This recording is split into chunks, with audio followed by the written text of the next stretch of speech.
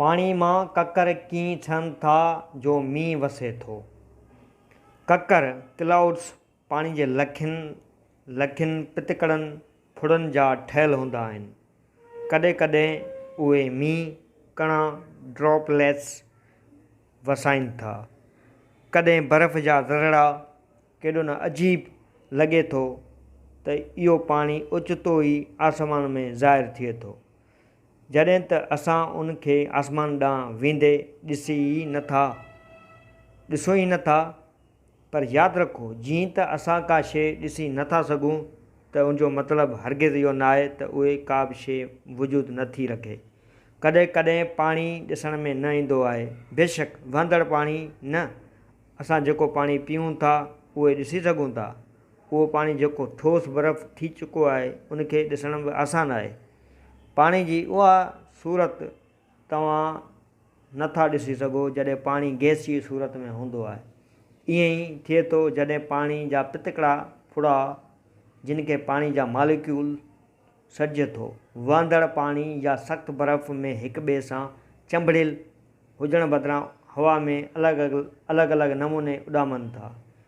जॾहिं पाणी गैस जी सूरत में हुजे थो तॾहिं मालिक्यूल पंहिंजे विच में मौजूदु तमामु घणी वथी खे फैलाए छॾनि था।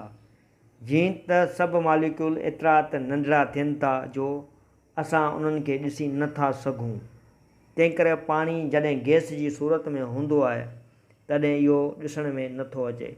जॾहिं पाणी जा हज़ारे लखे मालिक्यूल हिक ॿिए सां ॻंढिजनि था, फ़क़्ति तॾहिं ई असां उन्हनि खे ॾिसी सघूं था।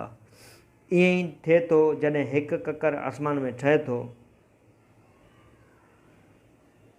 तव्हां महसूसु न कंदा, पर उहो न ॾिसण में ईंदड़ पाणी, इनविज़िबल वाटर, असांजे चौधारी हर हंधि मौजूदु हूंदो आहे। असां जंहिं हवा मां साहु खणूं था उन में शामिलु हूंदो आहे। पाणी जा मालिक्यूल समुंडनि, बर्फ़, तलान ऐं ज़मीन जे सतह ते पयल पाणी मंझां बाफ़ जी सूरत में उॾामे हवा में शामिलु थियनि था, तोड़े जो उहे तमामु नंढड़ा हूंदा आहिनि। हवा जे ॿियनि मालिक्यूल्स सां गॾु हिक ॿिए सां टकराइजंदा रहनि था।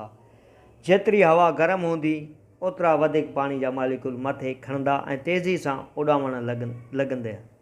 पर इहो न ॾिसण में ईंदड़ पाणी आसमान ताईं मथे कीअं पहुचे थो, अछे ककर में कीअं बदिलजी वञे थो। असांजे वायुमंडल जे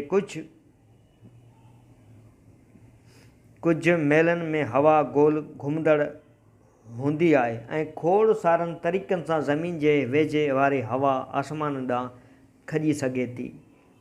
इहा जबल मथां तूफ़ान लॻण सां मथे चढ़ी सघे थी। इहा सिज जी गरमाइश सबबि गरम थियल ज़मीन मथां लोॾा खाई सघे थी। इहा मथे कीअं बि वञे, पर जीअं जीअं मथे वञे थी थधी थी वञे थी ऐं ईअं ई ककर ठहनि था। हवा थधी थिए थी त न ॾिसण में ईंदड़ पाणी, इनविज़िबल वाटर जा मालिक्यूल तेज़ी सां फैलिजण जो अमल बंदि करे छॾनि था। जॾहिं हवा काफ़ी थधी थी वञे थी, उहे हिक ॿिए सां ॻंढिजी फुड़ा ठाहिणु शुरू कनि था। जीअं उहे मथे वञनि था, हवा बहितर थधी थी वञे थी। ईअं ई तमामु घणा फुड़ा ॻंढिजण लॻनि था ऐं वधी एॾा वॾा थी वञनि था जो असां उन्हनि खे हिकु अछे ककर तौरु ॾिसी सघूं था। जेकॾहिं हवा बुलंद थींदी रहे, थधी थींदी रहे, ककर जा फुड़ा बर्फ़ जे पितकड़नि ज़रनि में बदिलजी वेंदा। उहे एॾा वॾा थी सघनि था जो वापसि हेठि किरणु शुरू कनि था।